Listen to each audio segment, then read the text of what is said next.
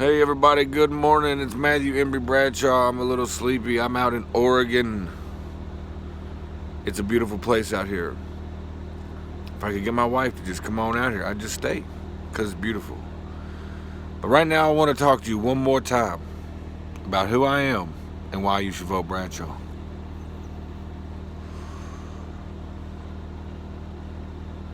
Jesus is Lord of my life.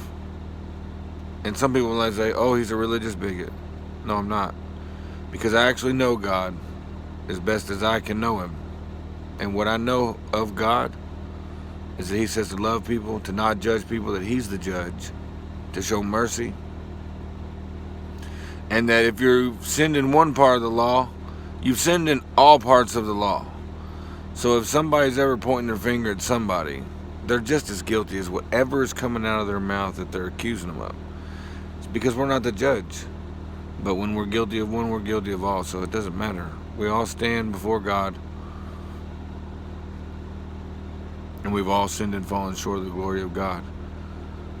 But his mercy is new every morning. And I'm going to lead this nation with mercy and compassion. Doing justice all the time. Doing what's right all the time. But with mercy and compassion. So that's my religious standpoint. Jesus is Lord of all. And I'm going to lead this nation as a follower of Jesus Christ. Alright? Which is with love and mercy and not judgment. Because I'm not the judge. Alright. It does say if you have to judge, like if you are a judge, you must judge righteously. Which means you have to know the facts. You can't just do things based on what you feel. Alright, so there's that. My main thing that I want to do as president, if you all elect me today, which is an impossibility, but it doesn't matter because I'm giving you an option. And from now on, I believe there's going to be more people stand up and give America an option. But this time you have the option of Matthew Embry Bradshaw, and if you choose me, this is what you'll get. I can start at what you're going to get and then how you're going to do it, or how we're going to do it, and then what that's going to lead. Let's mix it up a little bit. I'm going to tax the rich instead of us being taxed. Overtime tax, you know how that when we start to make a little more money, they put us in another tax bracket. And it gets basically to where we ain't even making nothing off of that extra time that we gave, where we actually gave that time for free, which I'm pretty sure is slavery. So, no more overtime tax. Do you have a problem getting 40 hours a week because your boss would have to pay Medicare or some type of medical? Guess what? That's no longer going to be tied to your job anymore, because we're going to provide total health care for all. That's eyes, teeth, ears, surgeries, whatever needs to be done. It doesn't matter, because unless you're making $1 million, you're not even touching that bill. You feel me? The tax is going to come from the rich. So if you don't have good health care, or you're running low on medicines, or you're rationing stuff out, or you need something done, but you know in your body, like it needs to have attention, you either have cancer or you need something removed, or something like that, but you can't afford to because you don't have insurance. Guess what? With a Bradshaw presidency, you're going to have total health care. Go anywhere, the bill comes out of the tax to the rich. It's as simple as that. Alright, so next thing we're going to do with this same fund, so we'll go ahead and get into that. It's the PHR fund. That's the Poverty, Homelessness, Healthcare, and Rapid Relief Fund. Alright, now what this does, first of all, it starts out with all the money that currently is included for welfare, disability, unemployment, because it's going to end up being more than all of them. So we're doing away with them and replacing them with this PHR fund in the form of a UBI. So basically what we're doing is we're saying, hey, you don't have to wait anymore for Social Security. We're going to secure you now at whatever age you are. We're going to invest in you now, and we're going to increase it to $2,650 a month. And it will go up as the prosperity of the nation goes up. I'm basically going to make every American a shareholder of the biggest companies in America by taxing them and then putting it in a fund to take care of your needs. How about that? $2,650 a month per adult, no strings attached, no taxes taken out of it. It gets put into your account as long as you live because you're an American. You see? Now, there is a point where we're like, why are we giving money to rich people? So what I want to do is allow everyone who is below $200,000 to use that as a personal stimulus into their life and as security. All right? Let me put that out. So people who are worried about losing Social Security, man, you ain't got to worry about that no more. People who are worried about whether or not their food stamps are going to go up or down, you ain't got to worry about that no more. In fact, there's no strings attached to this. There's no system to be beat. You are an adult, so you will get a universal basic income, which replaces Social Security, which is what Social Security is. That's what disability is. It's a basic income but they determine that it's this small amount that nobody can really live off of. And it doesn't give you a basic income for your basic needs, especially with the prices of health care. But that's gone. Total health care. It's not taken out of your pocket unless you're a millionaire or above. See, we're taking the burden off of the people. We're taking the burden off the current taxpayers. See, right now there's so many tax cuts and loopholes as you get richer and richer and richer. We're not going to do that in this nation no more. In this nation, the mentality is going to be, I have made a lot, so I'm going to be part of giving back. You see, and that's going to enable you to make a lot. There's no disincentive to continue to become a millionaire or a billionaire or a trillionaire. The more you make, the more heavily I will tax you for this PHR fund. But you, like for instance, if you had $100 trillion, if that's how much money your company made, $100 trillion profit, I'm taking 75 trillion to the PHR fund, but you still have 25 trillion more reasons to become a trillionaire. You get what I'm saying? I'm not feeling bad about taxing you at 75% at the $1 trillion mark. There's poverty in this nation, and there's homelessness in this nation. And we might make something contingent that no monies will be taxed at those levels as long as there's no poverty, no homelessness, and we have a fund and provisions for 7 years for the people. Then we have a tax-free zone.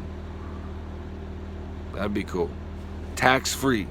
After 7 years, like whatever the UBI is to take care of America, however much food and produce we need to take care of Americans. If there was a disaster, we need 7 years put back, and then we'll have taxes go to zero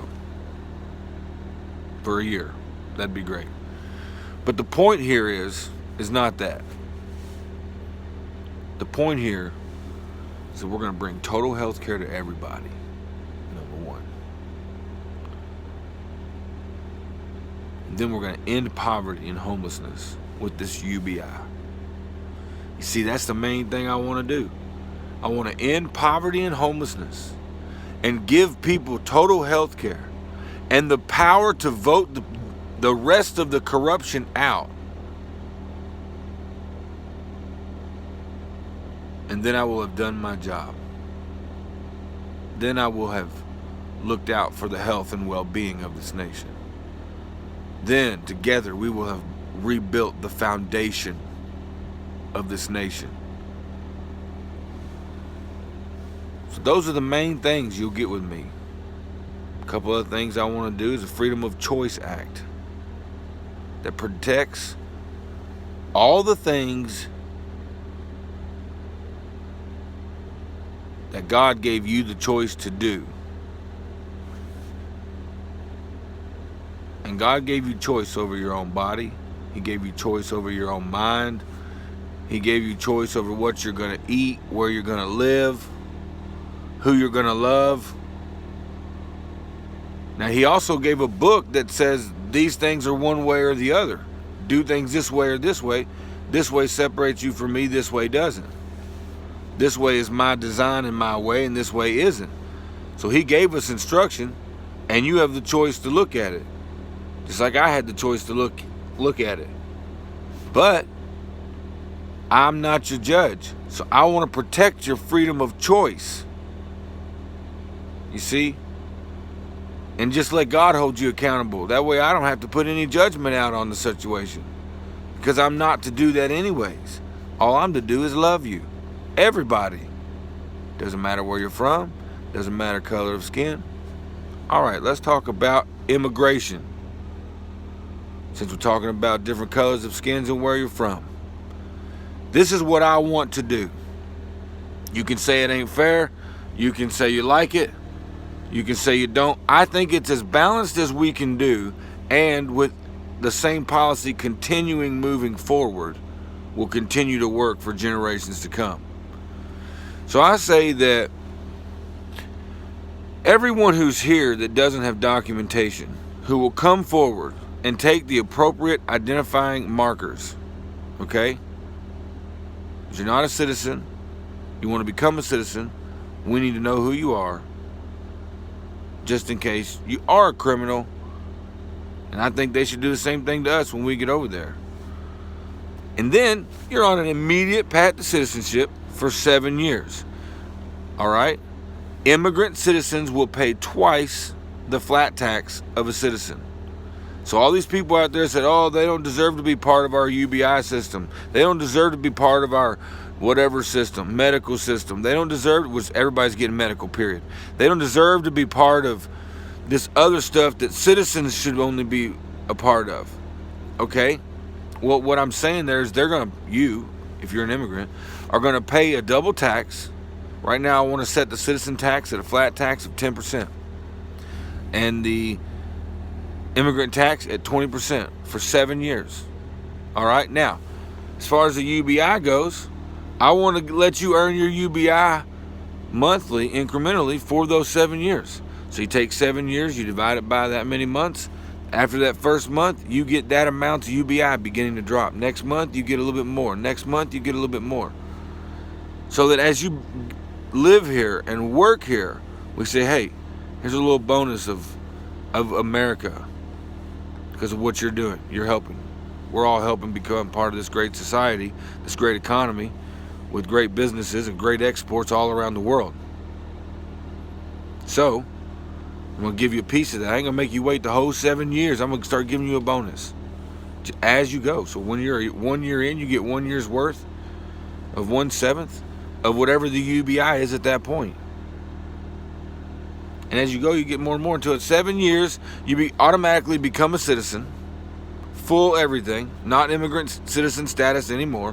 Which the only thing with immigrant status is that you don't have that UBI, full UBI. You can still be exported back to the country that you came from if it turned out that you were some criminal on the run. And we had proof of that because, we took your prints and we took all your identifying stuff. Because we're going to protect the citizens that are here while still allowing you to become a citizen as long as we can identify you.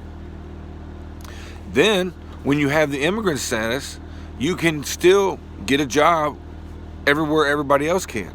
So you don't have to work these under-the-table jobs that aren't paying enough because you don't have a green card.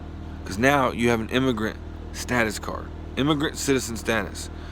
But it looks like a regular card. You see, it looks like a regular card. But in the system, we still know, for the purpose of having to export someone who may need to be exported, and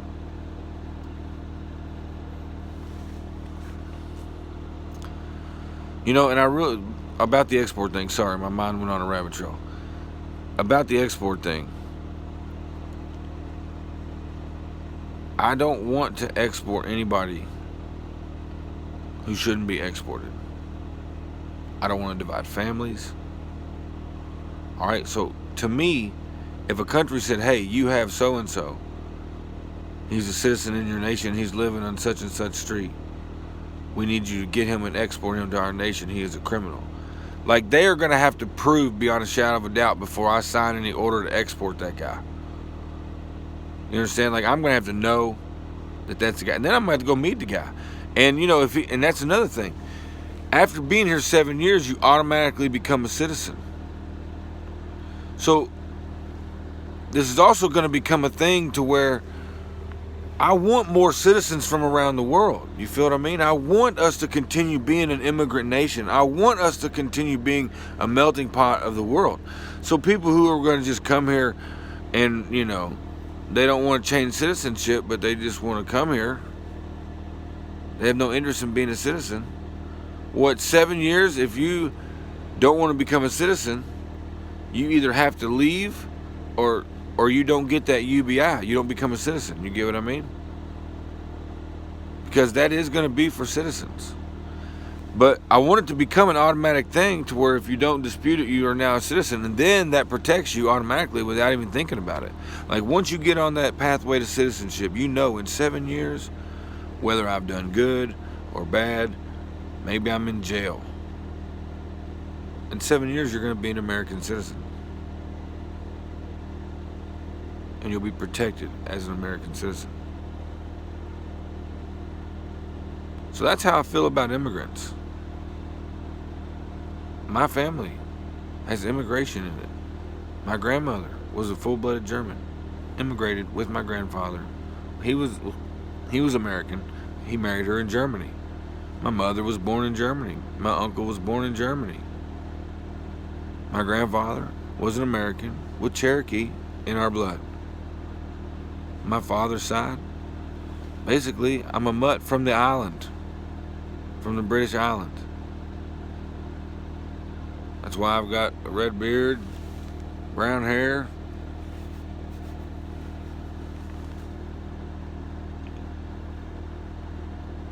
And my family immigrated here on the Bradshaw side in the 1400s as indentured servants.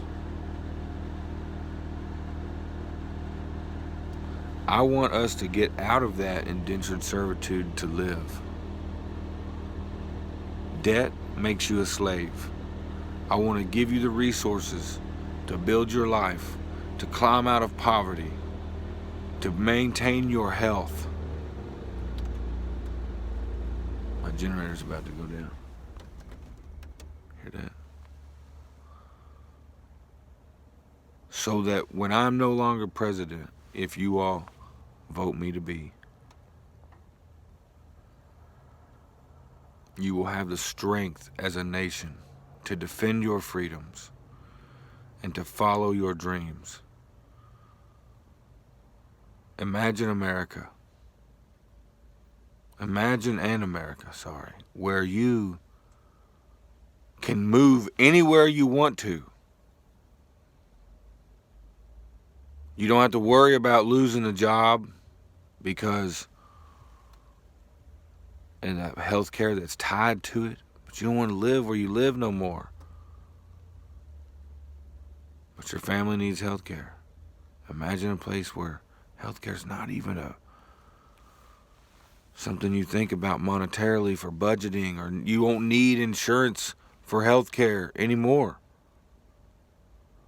Everywhere that insurance gets money and profits from health care will disappear. It means it won't come out of your paycheck no more. Have you been trying to unionize to get health care? Well, if that's the only reason you've been trying to unionize to get health care, don't worry about that no more. I got you. And the rich are going to pay for it. Imagine in America where every month people have enough money per person to buy their own food, have their own housing, their own clothes. Think about that. Think about the true freedom that that's going to give to people who are in situations that is determining the outcome of their circumstance because they can't get out of it. Well, this UBI is going to empower people to have the freedom of choice to go and live and be where they want to be.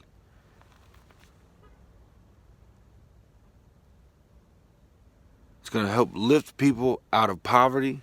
Hopefully it will eliminate it. And hopefully it'll at least eliminate all those who are, quote, homeless. But those who say, I'm just going to buy a better tent. I love living in the woods. Okay. Now you have more money to put into the economy. Thank you for being an American. Thank you for being part of this great nation. And because you are a citizen, you get this dividend from the top. So I haven't even talked about that yet.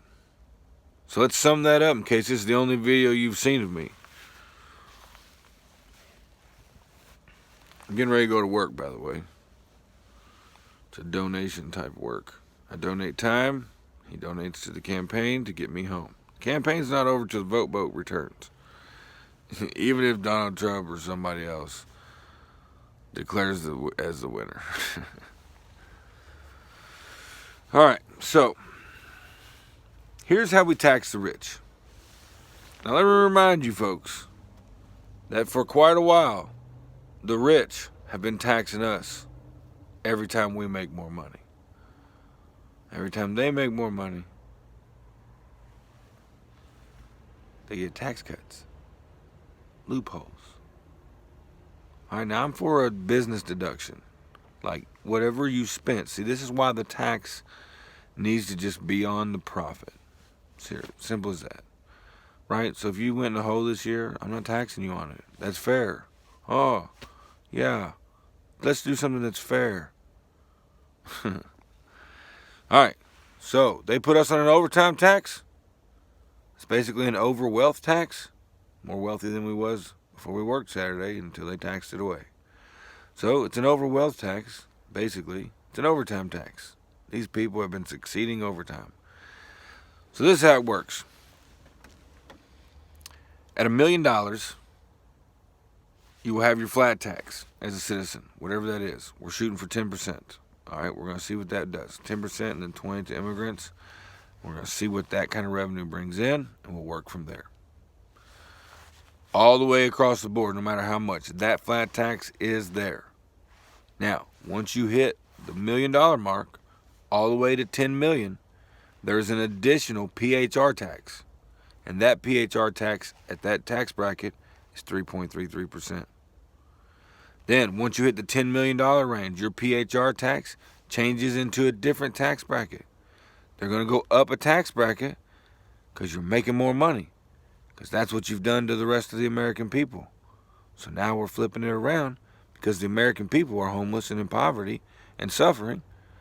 And it's all because 90% of the money's at the top. So we're shaking the bottle, we're fizzing it over. This is how we're doing it. Between $10 million, this is 10 million, and $1 billion, the PHR tax is 25%. Okay? All right. Once you hit $1 billion profit that year, the PHR tax changes to 50%. Everything over $1 billion is 50% going to the American people. Once you hit $1 trillion in profit, 75% is going to the people.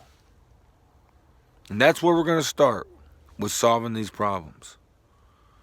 Now, as far as the debt goes, I think we can get out of debt, and I think we can do it in my presidency if we start immediately and do it right. We can at least have it done soon after. I mean, like on the way to gone. And this is how I propose to do it.